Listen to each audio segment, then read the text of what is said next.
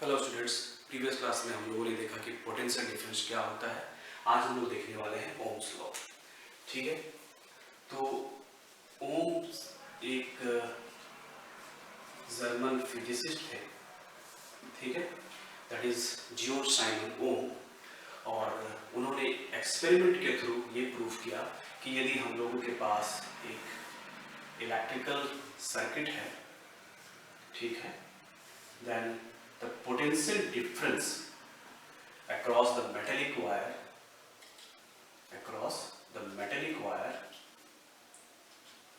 ठीक है, that will be directly proportional to the electric current।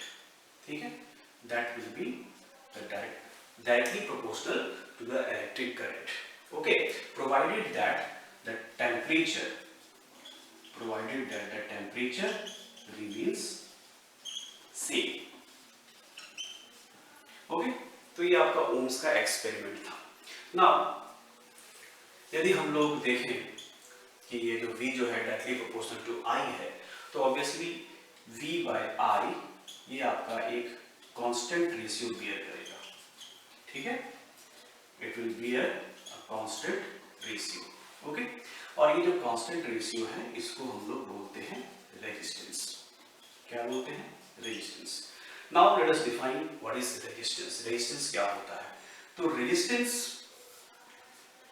जो है करंट के फ्लो में रुकावट पैदा करता है। It obstruct the flow of current. Okay, and it is generally we denote it by capital R and its SI unit is ohm. ठीक है, क्योंकि साइंटिस्ट के नाम पे है ओम, और इसको हम डिनोट करते हैं ओमेगा से, that is capital omega. Now यदि किसी मेटलिक वायर को हम लोग लेते हैं और उसमें ये बोला जाता है कि उस मेटलिक वायर का जो रेजिस्टेंस है वो 1 ओम है, इसका क्या मतलब हो गया कि उस मेटलिक वायर में आपका जो पोटेंशियल डिफरेंस है वो आपका 1 वोल्ट है, और उसमें जो करंट है वो कितना फ्लो हो रहा है? 1 एम्पियर। ठीक है, देन वी से that the resistance of that particular metallic wire that is 1 ohm।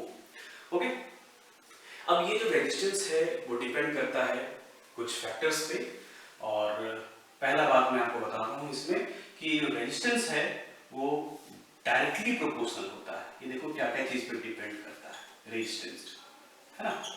Resistance जो है ये डिपेंड करता है, पहला चीज कि ये डायरेक्टली प्रोपोर्शनल होता है, directly proportional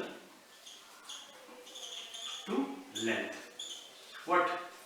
of the wire। ठीक है, यानी कि here resistance will be directly proportional to length of the metallic wire। और दूसरा जो है ये inversely proportional होता है area of the cross section of the wire। ठीक है, किसका? area of the cross section of the wire. यदि आप इन दोनों को कंबाइन करेंगे तो आपके पास रिलेशन आएगा, that is R will be directly proportional to L by A। Here L is the length of the wire and A is the cross sectional area of the metallic wire।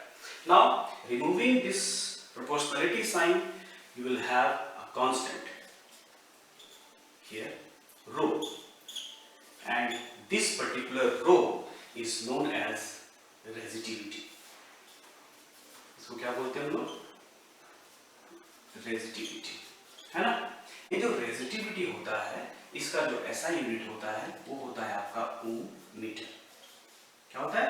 Om metre. ये resistivity that is the property of the material, और यही determine करता है कि कोई भी जो आपका जो मटेरियल है वो गुड कंडक्टर होगा या फिर बैड कंडक्टर होगा। या फिर ये हम बोल सकते हैं कि यदि किसी भी मटेरियल का रेजिस्टिविटी जो है यदि आपका कम है ना, किसी भी मटेरियल का यदि रेजिस्टिविटी कम है इसका मतलब कि वो जो है एक अच्छा कंडक्टर होगा, और यदि उसका रेजिस्टिविटी जो है वो ज्यादा है इसका मतलब कि वो बैड कंडक्टर होगा या फिर इंसुलेटर होगा। ठीक है, तो now we will come to important topic after studying all this, that is the process of applying resistance in a circuit. यदि हम लोग रेजिस्टेंस को किसी भी सर्किट में अप्लाई करते हैं तो फिर क्या होता है? तो सबसे पहले आप यहाँ पर एक हमारा ये सिंपल सर्किट है और इसमें हम लोग एक रेजिस्टेंस अप्लाई कर रहे हैं यहाँ पे इस तरीके से। तो दिस वन ये आपका एक रेजिस्टेंस है, ठीक है। नाउ ये जो रेजिस्टेंस जो है वो सीरीज में लगा हुआ है। Now I will discuss you in detail कि रेजिस्टेंस जो है सीरीज में लगाने का मतलब क्या है और पैरेलल में लगाने का मतलब क्या है, और जब हम ऐसा करते हैं तो पोटेंशियल डिफरेंस के साथ में क्या होता है और करंट के साथ में क्या होता है। तो यहाँ पर फिलहाल आप ये समझिए कि here I have applied this particular resistance. तो यहाँ से हम क्या क्या रिलेशन निकाल सकते हैं। तो according to Ohm's law, first of all we can write that is V by I is equal to R, ठीक है। तो यहां पर आपका जो है V by I जो है एक कांस्टेंट रेशियो बियर करता है जिसको कि हम लोग रेजिस्टेंस बोलते हैं, ये हम लोगों ने पहले ही देख लिया है। Now this particular equation can also be written as V is equal to IR, ठीक है। इस तरीके से भी लिख सकते हैं या फिर हम लोग ये भी लिख सकते हैं। Now you can write here in different ways, ठीक है, according to the need of the problem। आप लोग इसको किसी भी तरीके से लिख सकते हैं according to need of the problem, okay। तो here we have basically two important equations, okay। Now remember these two equations which will be used in solving numerical problems, okay। Now ये जो रेजिस्टेंस है इसको एक बार फिर से समझ लीजिए कि ये जो रेजिस्टेंस है यहाँ पर ये फिक्स्ड है, ये इसका साइन है। यदि आपको रेजिस्टेंस जो है वेरिएबल रेजिस्टेंस शो करना है, यानी कि किसी सर्किट में यदि रेजिस्टेंस जो है आपके इच्छा अनुसार या फिर आप जब उसको चेंज करें तो वो रेजिस्टेंस चेंज हो जाए, तो हम लोग उसको वेरिएबल रेजिस्टेंस बोलते हैं, ठीक है। And here it is that is your resistance, ये हम लोग डिनोट करते हैं सर्किट में। और यदि आपको वेरिएबल रेजिस्टेंस दिखाना हो तो हम लोग उसको इस तरीके से दिखाते हैं, दैट इज वेरिएबल रेजिस्टेंस। तो वेरिएबल रेजिस्टेंस बोलने का क्या मतलब है जी? वेरिएबल रेजिस्टेंस बोलने का ये मतलब है कि आप रेजिस्टेंस जो है अपनी इच्छा के अनुसार चेंज कर सकते हैं ताकि आप करंट के फ्लो को कंट्रोल कर सके, ठीक है। तो बोलोगे सर ये करंट के फ्लो को कंट्रोल करने का क्या जरूरत है? जरूरत है क्योंकि कुछ ऐसे डिवाइसेस होते हैं इलेक्ट्रिकल सर्किट में जिसमें कि आपका जो है करंट जो है एज ज़्यादा रिक्वायर्ड नहीं होता है, कम रिक्वायर्ड होता है करंट। तो वहाँ पर फिर आपको क्या करना है कि आपके करंट को फ्लो को कंट्रोल करना है। तो इसलिए हम लोग क्या करते हैं कि रजिस्टर जो है वो यूज करते हैं। तो ये आपका एक रजिस्टर है, simple register, and this one is variable resistor, variable resistance, यानी कि आप इसका जो है रेजिस्टेंस को जो है वो चेंज कर सकते हैं।